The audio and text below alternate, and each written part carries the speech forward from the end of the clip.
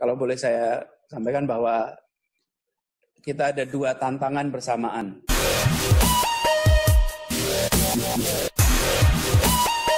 Menyadari tantangan yang sedang kita hadapi ini tidak kecil. Kalau boleh saya sampaikan bahwa kita ada dua tantangan bersamaan. Tantangan ekonomi dan tantangan kesehatan. Ini adalah krisis ekonomi, krisis kesehatan.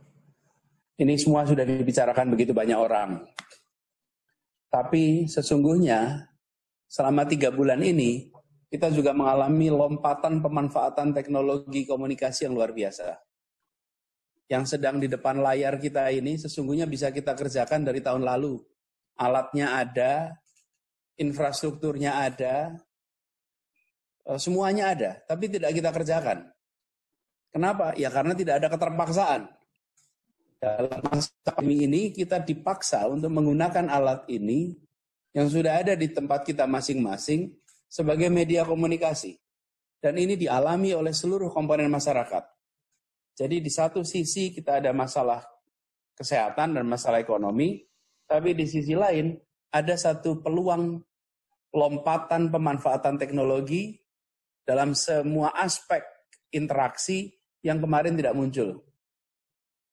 Kegiatan agama, kegiatan sosial, kegiatan budaya, kegiatan ekonomi, mendadak kita mengalami proses efisiensi yang luar biasa.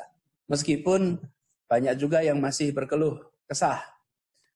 Beberapa orang menceritakan biasa majelis taklim, ketemuan, majelis taklim pakai kamera itu kayak nggak ada rasanya. Katanya.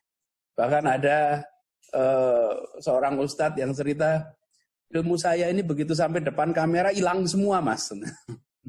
Mendadak saya tidak bisa ngomong lagi. Biasanya kalau ketemu langsung bisa bicara panjang.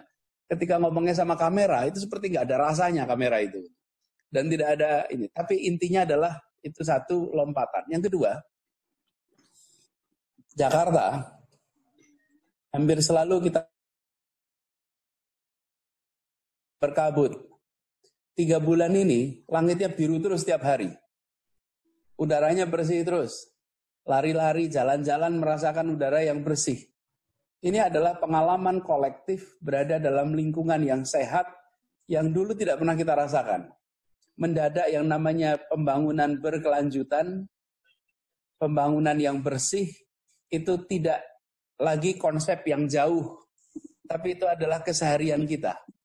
Kota-kota yang mengalami proses pembatasan sosial, kota-kota itu tenang. Kota-kota itu sepi. Mendadak kota-kota itu lingkungannya bersahabat lagi. Saya ke kebun binatang 2 bulan lalu. Binatang-binatang itu bahagia tidak datangi manusia itu. Dokter-dokter di kebun binatang itu bercerita betapa binatang-binatang itu rileks sekali.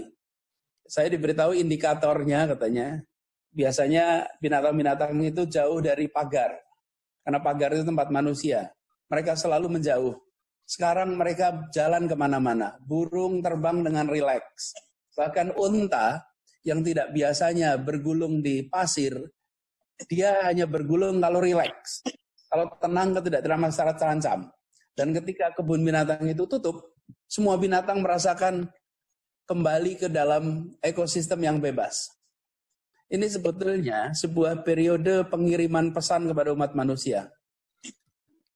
Bahwa kehadiran kita di kota-kota, dengan jumlah yang amat besar, dengan begitu banyak kegiatan ekonomi, telah menimbulkan tekanan yang luar biasa kepada alam. Kepada makhluk-makhluk yang ada di sekitarnya. Manusia yang mengalami tekanan, binatang, hewan yang mengalami tekanan, termasuk juga alam semesta yang merasakan tekanan itu. Jadi saya melihat perjalanan 3 bulan ini sebagai satu perjalanan pengingat bahwa selama berdekade-dekade kita telah berkegiatan yang memberikan beban yang amat berat pada lingkungan sekitar kita. Jadi mudah-mudahan ke depan sesudah kita menjalani masa pandemi ini, akan muncul perubahan, akan muncul terobosan yang membuat kita lebih bisa bersahabat dengan lingkungan, sekaligus juga membuat kita bisa berinteraksi secara jarak jauh. Perjalanan 3 bulan ini sebagai satu perjalanan pengingat bahwa selama berdekade-dekade kita telah berkegiatan yang memberikan beban yang amat berat pada lingkungan sekitar kita. Jadi mudah-mudahan ke depan sesudah kita menjalani masa pandemi ini akan muncul perubahan, akan muncul terobosan yang membuat kita lebih bisa bersahabat dengan lingkungan, sekaligus juga membuat kita bisa berinteraksi secara jarak jauh.